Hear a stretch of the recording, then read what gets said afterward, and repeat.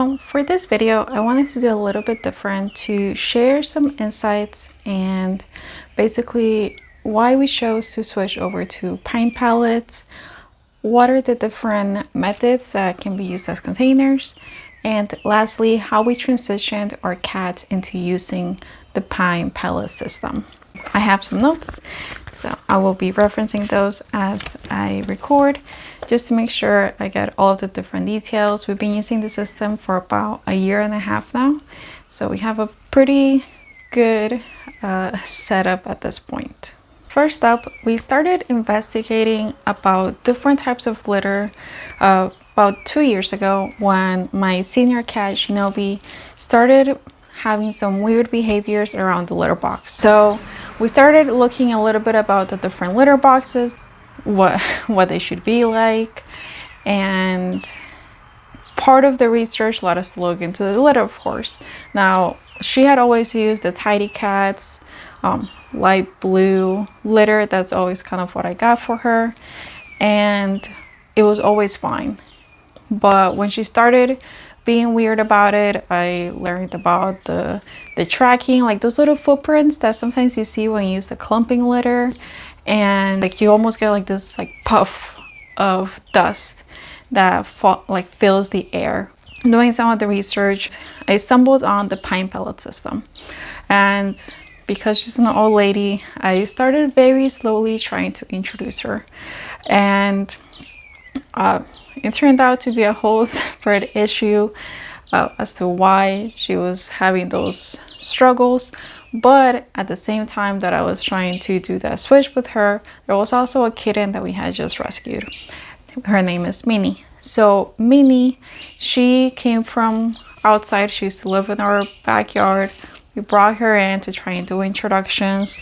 It didn't work out after 8 months, but Minnie did take on the pine pellet system. She adapted super quickly, so I'll talk about all of those methods later in the video, and we've stuck with this since. So as far as the pine pellet benefits, we like that there's no tracking, right? So when you dump the litter, there's no cloud of smoke that happens. There's not all those chemicals and things flying around. 2, it's very low cost, so it's super efficient in that sense because it's 40 pounds for $6, which is amazing right now, especially if you have a multi-cat household. And then of course we liked it because there was no odor. Like you can't tell that there's 4 cats in the pine pellet system. It is absolutely amazing. Now, as a disclaimer, yes, I was unsuccessful in switching Shinobi over to the pine pellet system, but for the other 4 that we were able to transition, that's kind of the experience that we're talking to here. So just keep that in mind. You do your best, you try, and then you kind of have to adapt based on what your cat is saying, and just try and make their life as best as possible within your means. Pine pellets, basically the way that it works is that when the cat pees, it becomes like this dust, and then when they poo, it absorbs the moisture out of it. Because it's wood, technically speaking, if you have like a compost pile, you could probably throw it into the garden. I don't know if it has benefits towards the garden. That's like a different investigation you'd have to do on your own. See about like the acidic levels and all of that, how it impacts your garden. But it is natural, so there's that. In a nutshell, we switched over because no tracking, low cost, no odor, and just more natural, right? The less chemicals we have in our lives, the better. As far as the pine pellets themselves, we use the pine pellets that you can purchase at Tractor Supply. So it's about $6 for a bag. If you don't have a Tractor Supply, you can look for a local farm and feed. But if you do have a local farm and feed, chances are that there's a Tractor Supply nearby. And if you do live in a city where there's no Tractor Supply around, you can always just plan an outing to one of those farmers markets during the weekend, and there's probably one nearby. It does seem to be more of a rural thing to have pine pellets. and these Tractor Supplies. And you can always make it into a fun outing. Now, as far as the weight of the bags, they are pretty heavy, but Tractor Supply does offer the pickup. So that is one less time that you have to carry, like from the ground into the cart and then from the cart to your car. Someone can have it ready for you and then you can put it in the cart. Or if you get someone that seems like they might be willing to help you out, they may be able to go with you and help you put it in the car. All you gotta do is ask. Everyone's usually really nice there. Once you get to your house, depending on if you live with others or you live on your own, that might be a little bit more challenging. So you can always open the bag and then dump it into one of those gallon buckets, and you can just have 2 buckets ready to go and then just move it in. So you're basically moving 20 pounds at a time, so it's a lot easier to manage. I just want to mention that in case the idea of carrying those 40 pounds is really discouraging, because it is a very large bag. And then also when you're doing the pine pellets, one thing that helps is that there's this scooper from the Dollar Tree that's actually kind of deep, and you can use that scooper to help you move the pine pellets from one thing to another if you're afraid of like tipping over the bag and it getting all over the floor. So those scoopers are definitely a really big help. For the containers, there's different methods to go about this. You can do a lot of research on YouTube. I definitely did, trying to figure out what was best for us. And just keep in mind that it works the same as the litter box. So I think it's Jackson Galaxy that he's the one that says like just have like the amount of litter boxes, 1 per cat plus 1 extra. So that's what we do. So we have 4 cats, so we got 5 litter boxes. So that stays the same. What changes is the actual container in itself. First up is the Tidy Cats Breeze litter box system. So this is a video that went viral. That was basically somebody converting that litter box from Tidy Cats into a pellet system. So I'll link that in the description. That version where you can basically adjust the base so that the powder, so that pee will fall towards the bottom and then only the pellets stay at the top. That's really the goal of any of these systems. Those litter boxes, just without the adaption, they can range on the low side for $80. Now Chewy does have offers every so often where they put them on sale for 50% off. So that's something that you can kind of take a look at. They do tend to be pricey, and then plus you gotta pay for the extra stuff for all of the adjustments you gotta do to make it work. Now there is also an XL version of that box, which people have also figured out how to do an adaptation, but that just seemed very clunky, and to me it seemed very expensive, so we decided to not go that route. Then the other option that we saw people doing with the pine pellets was just repurposing a very large storage box and cutting out a hole so the cat can go in and out. But the problem with that is that I think it requires a cat that is highly motivated to hide their stuff or actually like get involved in there. And yeah, just a not lazy cat, which is not something that we have. For us, we have one cat that is very good at this, another one that tries so hard, but he just trashes the edges instead of the actual litter, so he just has the attempt, and the other 2 that just don't care.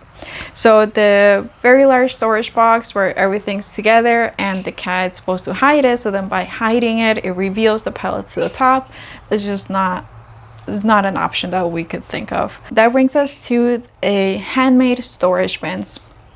So the handmade storage bins, I saw somebody take 2 storage bins, and one of them they drilled holes into them, and then at the bottom is where all of that dust settles.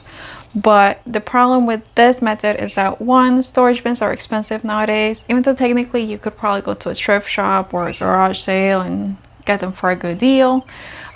So you might consider that. But for us, I don't really do power tools. I'm not it's not something I'm interested in doing. I feel like it's dangerous. I'm very clumsy, so it was just an automatic no for me. So I kept looking into it because I did like the idea of having things separated. So I stumbled on this Reddit post, which if I can find it, I'll link it. But it was, this person was using restaurant dish tubs as the litter box. And it was perfect because the size of it is exactly like a normal litter box, except there's a dish tub that has holes perforated, and then there's one that's deeper, and then that one is just solid, so it keeps all the pellets at the top and then the powder at the bottom. So that's the option that we chose to go with. Now, to start out, the post did have like a reference of a website you could purchase it at, but because this was our first time, we wanted to make sure that it was going to work out before we invested a whole bunch of money, because the shipping is the same whether we ordered 1 litter box or 5 litter boxes. So we went to a local restaurant supply store and we purchased just their generic brand of dish tubs, and that's what we went with first. Now, once we found out that Minnie was okay with this system, then we went ahead and committed to the other 4 litter boxes through the website for the cheaper price, because now the shipping was still less than the cost of the litter boxes, so it kind of evened out. So that's what we currently have in the house. They're all plastic litter boxes, which are technically restaurant dish tubs. There might be other options out there now. It's been a few years, but that's kind of the ones that I considered the most. Next up, we're going to talk about the cleaning process. It kind of took a little bit of adjusting to get into. So trying to figure out, okay, so these pine pellets are supposed to be really good for no odor, but there's still odor. What can we do? How do we make this better and keep it low maintenance? So we started out by filling the top of the litter boxes about 2 inches max. So you can't overfill it, because if you overfill it, then the dust can't get into the holes, and then you just have a whole bunch of dust settling at the top and holding everything together, so it just gets harder and it may make the cat unmotivated to use the litter box. So 2 inches is the max that we have found for our cats. It's usually more like 1.5 inches to 2 inches depending on which day of the week it is. Now, every single day we do pick up the little nuggets off of their litter tray, and we do this using some prongs that I think are used for salads or maybe grilling. I don't know. We've bought them at different thrift shops. They're just stainless steel, no rubber, no nothing, because you don't want anything to get attached to them, because that would possibly be gross. But for the most part, all of the nuggets, because the pine pellets absorb all of the moisture, they're pretty solid. You can just grab it and dump, and there's no residue stuck onto those little clampies. And yeah, it just makes for a very easy system. Even when they have like indigestion where the nuggets don't look like nuggets, it's still like, because it absorbs, you can still actually pick it up and dump it as it is, which is pretty neat. I mean, as far as nugget cleaning can be. So so we do those daily pickups, and then we throw them into these little baggies from the Dollar Tree. You can get like 125 for $1.25, so very low cost in that sense. Technically speaking, maybe you can throw them into the toilet too if your litter box is nearby, but again, just think about, if you feel comfortable throwing it in there, that's your own decision. At the bottom of the bins, we put these puppy pads that we get from Ross or from Marshalls, whoever happens to have them on sale. They usually come in 50 packs, so those 50 packs are enough to last for a few months. Now, depending on how many cats you have, then it'll depend on how often you got to do this whole arrangement thing. Those puppy pads are then held up by masking tape around the edges so that it doesn't flop towards the middle. We don't do the oversized ones. Like, I remember I saw some videos where like the puppy pads were towards the outside of the litter boxes, and for us, that just seems like calling our cats to say, hey, you want to play with this? For us, it's better to keep it just a standard size on the inside where they can't see it, but we get all of the benefits. The idea of the puppy pads, it can be something that might seem like, oh, well, it's just an extra cost and I don't need this and I can make do without it. But I would really just encourage you to consider that again, because we did try to do it without the puppy pads, because again, everything I saw was oversized. And what ended up happening is that as the cat uses the litter boxes, if there doesn't happen to be enough pine pellets in that one specific place, then the pee goes to the bottom. And then once it stays at the bottom, then the plastic itself begins to absorb the odors and you can't really get rid of it. So I tried solving it by putting in some random pine pellets towards the edges and towards the middle, so that if anything fell, then the pine pellets could help. But it was never enough, like just to try and guess where the cat would go. It's impossible. The puppy pads in themselves, they just help, one, absorb that extra pee, neutralize the odor, and then even as the dust is settling in, it's also helping to suck in some of that. So it doesn't get overwhelming, your house stays fresh and clean, and it's just such a wonderful finding that my mom made. Highly recommend you do the puppy pad system. What we do when it's time to clean, which we do about every 3 days because we have multiple cats, remember 4 cats. What happens is that everything is mixed up, right? So every day we're picking up the nuggets and then we're mixing in a little bit so that the powder just naturally falls to the bottom and then the top kind of stays clean. But then after, when it's deep cleaning day, then we push everything to one side of the litter box. So then we have all of the pine pellets in one corner and all you can see is the perforated holes in the other. And then you just grab the scooper and begin not making it full too much, just like a little bit, and then shaking it into a plastic baggie and then dumping the pine pellets on, like on the side that has the perforated holes. And then you grab a little bit more, you shake it into the baggie, so all the trash goes into a baggie, and then pellets into the litter box. And you just kind of keep repeating this process until basically there's no dust with the pine pellets and you've gotten rid of all of that. Now, the way that we have it, we have 2 litter boxes side by side, and then we have a straggler in the living room, which is the area that they use the least. And the ones that we have them side by side, basically what we do is that we clean both of them, getting rid of all of the dust, and then we take one of the bins, once it's all clean, and put it on top of the other. So then that gives us a chance to take off that masking tape, pick up the puppy pad, and put it into a trash baggie. And then we put it back, and then we rotate it to the other bin, taking off the top, putting it on top of the other, removing the puppy pad, putting the new one in. It's a pretty seamless process in that sense. It doesn't take that long because, again, if you don't overfill it, then the litter box is able to do some of that automated cleaning for you, which is pretty great.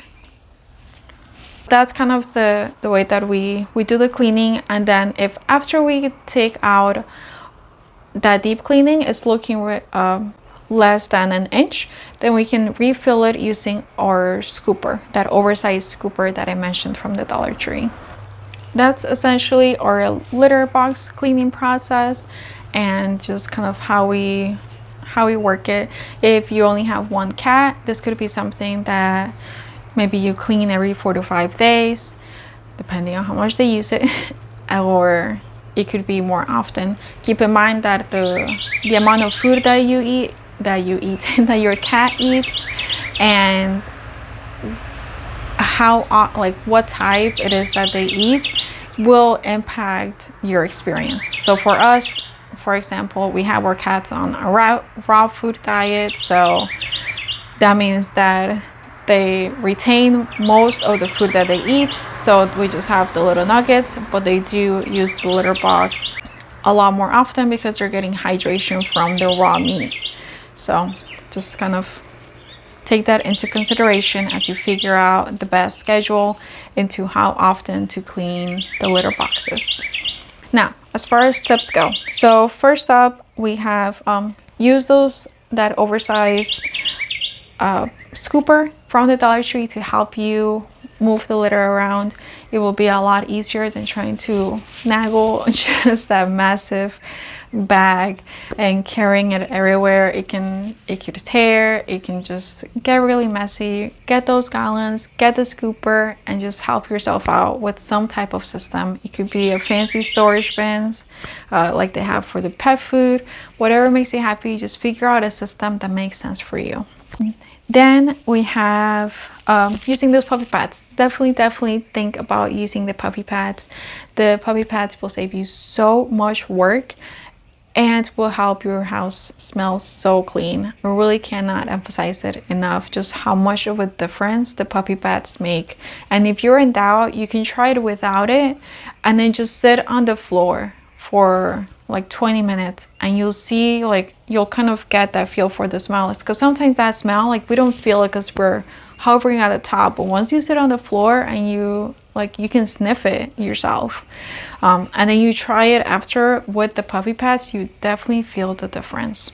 Remember to look at the different behaviors that they might have with the litter box. So for instance, when we had the clumping litter boxes, everything was kind of mixed in, like everybody would pee and poop in the same box, and everything happened in the same box. But now that there's two of them side by side, what actually happens is that one of them is mostly used for their nuggets, and then the other one is mostly used for their pee. So they themselves have figured that out, and that's what works for them. So just kind of keep looking at the behavior. Your cats will always tell you what it is that you need to do if you just sit and analyze their behavior for what it is rather than what you want them to do. It takes a lot of patience to try and figure it out, which I know from experience can be frustrating, but just give it a try. Keep giving them those options. Now lastly, in terms of how we did the transition, so like I mentioned earlier, my cat Shinobi, she did not take into the system, but I think it was mainly because we hadn't figured out what was actually wrong first and then tried this. So it was just the wrong timing for her, and it's not something that I've tried again because I'm trying to have her stabilized. She's an old lady. I don't like doing crazy changes for her. But for our other cats, we did transition them from clumping litter to the pellet system, and we did the same kind of change attempt on all of them. So we had Minnie on one side and then we had the crew on the other. These were two different groups that were basically trying to introduce at the same time as well. So then by the time they got together, they would all be in the pine pellet system. So that's a whole other added layer of complexity. But I'm basically going to just share what I did for both of them separate and then how it worked together. So to get them started, just on the idea of the feel of how the pine pellets are. So the pine pellets are hard, they're long, they're rounded. It can be a little bit more challenging. So it's a completely different feel on their beans, right? Like just how you feel it on your hands, they feel it on their beans. So first up was throwing in some sprinkles. So we literally just threw some sprinkles of wood pellets into the clumping litter box just at the top, so that when they walked on their clumping, they would feel those pine pellets. And then little by little, just added a little bit more, and they kept on using the litter box. It was still clumping. Then we added a little bit more, and then we're still using it as normal, and we just kept adding and adding. Now it got to a point where the clumping and the wood pellets basically started mixing. So the clumping is that the pea clumps, but then for the pine pellets, the dust is actually what happens. So that part got really messy to kind of sort through. So what we ended up doing, it was that once we got to that point where it was mixing, it was like, okay, so they're fine with the texture. So let's go ahead and keep sprinkling at the front where we had the clumping litter, and then at the back we started replacing, instead of adding more clumping litter, we started adding some of the wood pellets. So like part of it would be wood pellets and then the other part would be clumping. And then as time passed by, where we're getting rid of some of that clumping, then we just kept adding to the back of the pine pellets. And then little by little, they just kept on using it, right? Now, once it got to like about the halfway point, then we introduced just a pine pellet system all by itself. At that point, the new boxes had arrived. So we put the pine pellets on the side, and then for Minnie, we put it at the entrance of her normal litter box. So it was almost like she had to walk through it to go to her litter box. And then for them, it was just an additional option. And then what we did is that when they used the regular clumping side for any of their nuggets that were actually grabbable, then we kind of plopped them into the new system, right? So we threw them into the wood pellet system, the one that was full of pine pellets.